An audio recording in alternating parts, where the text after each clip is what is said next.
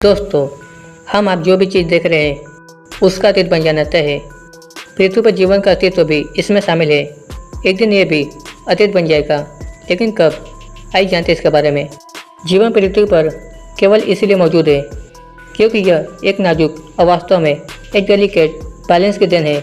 पृथ्वी का वातावरण सूरज से बैलेंस दूरी और अनगिनत अनुसुंदर संयोग जिंदा रहने और पनपने की अनुमति देते हैं। मगर सभी अच्छी चीज़ों का कभी न कभी अंत होता है। आपको भले यकीन न हो, लेकिन जीवाश्मों के स्टडी के मुताबिक पृथ्वी पर जीवन के अस्तित्व को करीब 3.5 अरब साल हो चुके हैं और इतने समय में पृथ्वी ने कई तरह की आपदाएं झेली हैं, जैसे कि जम जाना या अंतरिक्ष की चट्टानों का टकरा जाना, जला कर सब कुछ राख कर देने वाली रेडिएशन जैसी अनहोनी भी पृथ्वी झेल चुकी है। लेकिन क्या ऐसा आने वाले भविष्य में फिर से हो सकता है? कब तक रहेगा पृथ्वी पर जीवन? हम जानते हैं कि पृथ्वी पर एक दिन जीवन का अंत हो जाएगा। यह जिंदगी को सपोर्ट करने लायक नहीं रहेगी, जैसे कि आज करती है।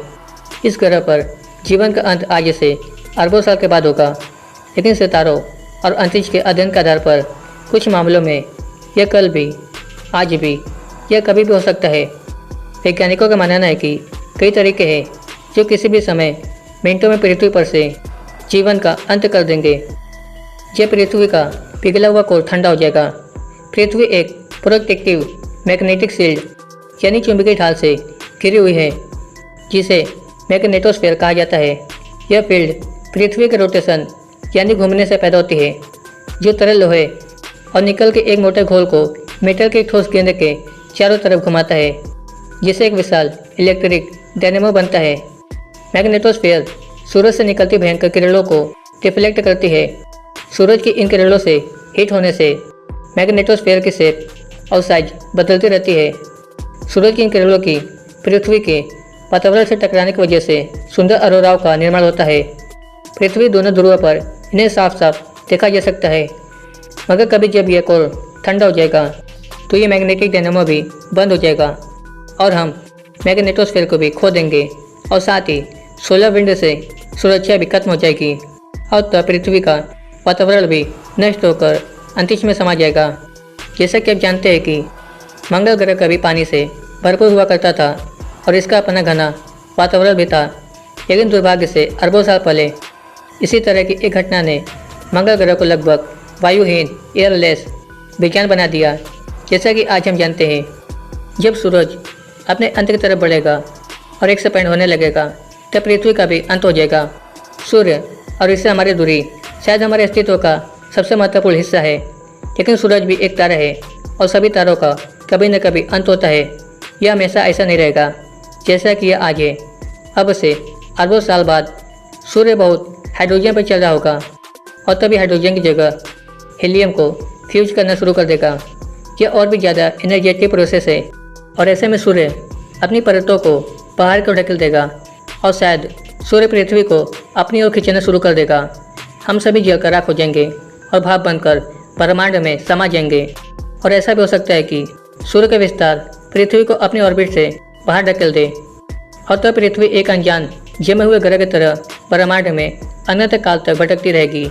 अनजान भटकते ग्रह के टक्कर से पृथ्वी से खत्म हो जाएगा जीवन। अंतरिक्ष बेहद निर्मम है, कठोर है। ग्रहों और सौरमंडल के निर्माण के दौरान ग्रह अक्सर अपने सौरमंडल से बाहर ढकेल दिए जाते हैं।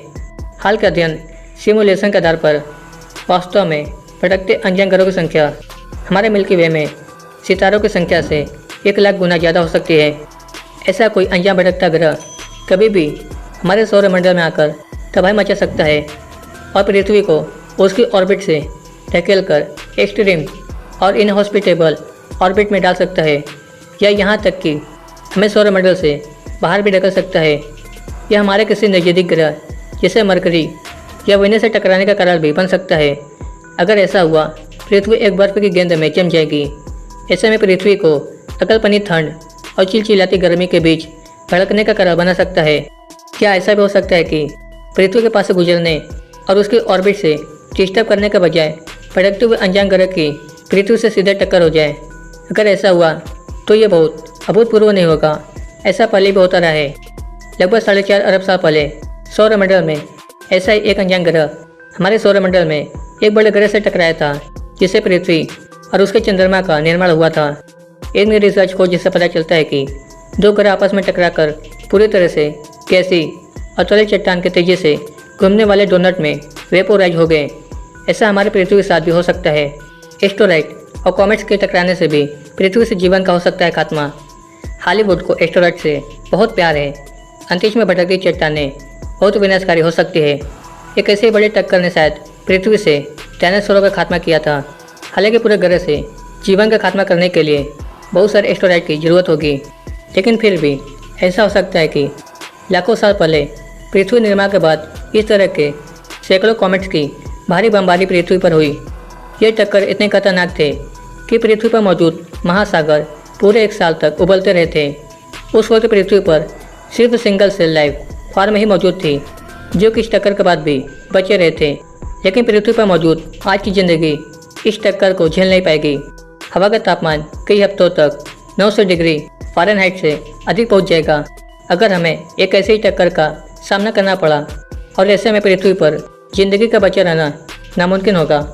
लेकिन अगर एक भटकता हुआ ब्लैक होल पृथ्वी के बहुत करीब से गुजरे तो क्या होगा? पृथ्वी के अंत के लिए ब्लैक होल हॉलीवुड का दूसरा पसंदीदा टॉपिक हो सकता है। यह सोचना आसान भी है क्योंकि वे उतने ही रस्मी है जितना कि वे भयानक है। यहाँ तक इनका नाम भी बेहद खतरनाक है, यानी कि अशुभ माना जाता है। हम उनके बारे में ज़्यादा नहीं जानते हैं, लेकिन हम जानते हैं कि वे इतने घने हैं कि लाइट भी ब्लैक होल के इवेंट हॉरिजॉन से नहीं निकल सकता है।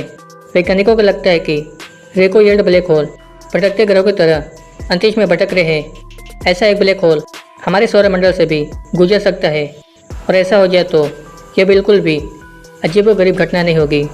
एक छोटा ब्लैक होल बिना नुकसान पहुंचाए पृथ्वी से गुजर सकता है। हालांकि अगर यह चंद्रमा के मास से कुछ बड़ा हुआ, यह रेत के दाने का आकार का ब्लैक होल भी बड़ी समस्याओं का कारण बन सकता है। अगर ब्लैक होल से लाइट भी नहीं बच सकती है तो पृथ्वी निश्चित रूप से नहीं बच पाएगी। एक बड़े ब्लैक होल को देखते हुए पॉइंट ऑफ नो रिटर्न के बाद क्या हो सकता है, इसके बारे में दो विचार है। पहला, इवेंट हॉरिजॉन से परे एटम तब तक खींच सकते हैं जब तक वे पूरी तरीके से अलग न हो जाए। इसे स्पेगेटिफिकेशन या नूडल इफेक्ट कहते हैं।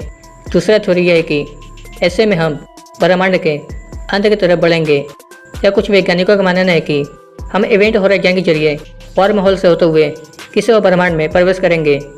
अगर एक रेकोयर्ड ब्लैक होल पृथ्वी से टकराए बिना करीब से निकल जाता है, तब भी यह पृथ्वी पर भूकंप और अन्य तबाही का कारण बन सकता है और हमें सौरमंडल से बाहर भी ढकेल सकता है। यह हमें ढकेल के सूर्य में ही समा सकता है। गामा किरणों का विस्फोट, जिससे कि हमारी पृथ्वी का भी अंत हो सकता है। गामा रे बर्स्ट या GRB ब्रह्मांड की सबसे शक्तिशाली घटनाओं में से एक है। जब एक तारा मरता है तब इस तरह के गामा रे बर्स्ट होते हैं। एक छोटा विस्फोट हमारे सूरज की जीवन काल के दौरान एमिट की जाने वाली एनर्जी की तुलना में कई ज़्यादा एनर्जी का विस्फोट कर सकता है, जो हाई एनर्जी ओजोन परत को नष्ट कर देगी। ऐसे में पृथ्वी पर खतरनाक अल्ट्रावायलेट किरणों का बाढ़ आ जाएगा, जो पृथ्वी पर रैपिड ग्लोबल कूलिंग को ट्रिगर कर देगी। वास्तव में इस तरह का गामा रे बर्स्ट 440 मिलियन साल पहले पृथ्वी के पहले मास एक्टिवेशन के कारण हो सकता है। वांडरिंग स्टार से भी पृथ्वी पर जीवन समाप्त हो सकता है, और ऐसा अगले 1 लाख सालों में संभव हो सकता है।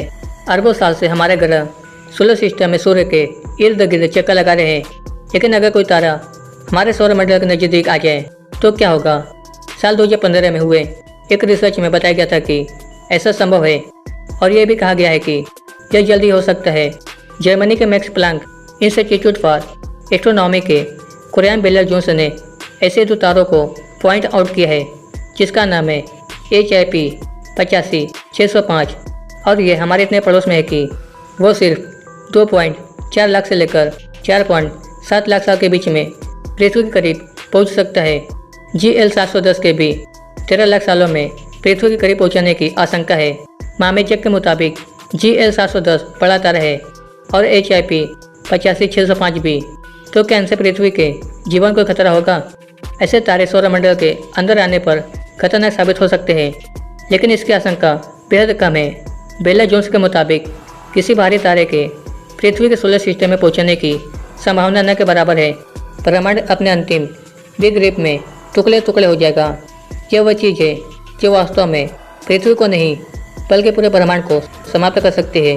वैज्ञानिकों का मानना है कि एक रहस्यमय फोर्स है जिसे डार्क एनर्जी कहा जाता है, जो कि ब्रह्मांड को बहुत तेज गति से फैला रही है।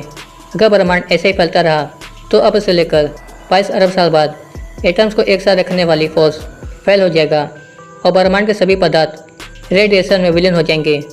लेकिन अगर बिग रिप को एक कल्पना भी मान लिया जाए तो भी ग्लोबल कैलामिटी, वैश्विक आपदा से इनकार नहीं किया जा सकता है। क्या इंसान ऐसे हादसे के बाद भी बच पाएगा? यह संभव है कि कुछ माइक्रोब्स और फंगस बचे रह जाएं और पृथ्वी पर और भी ज़्यादा कॉम्प्लेक्स लाइफ की शुरुआत करें।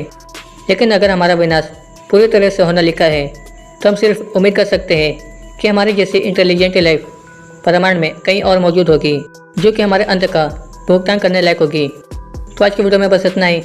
अगर आप इसका पार्ट 2 चाहते हैं तो हमें एक कमेंट कर जो बताएं। जानकारी पसंद है तो वीडियो का लाइक करें और ऐसे वीडियो देखने के लिए हमारे चैनल को सब्सक्राइब करें।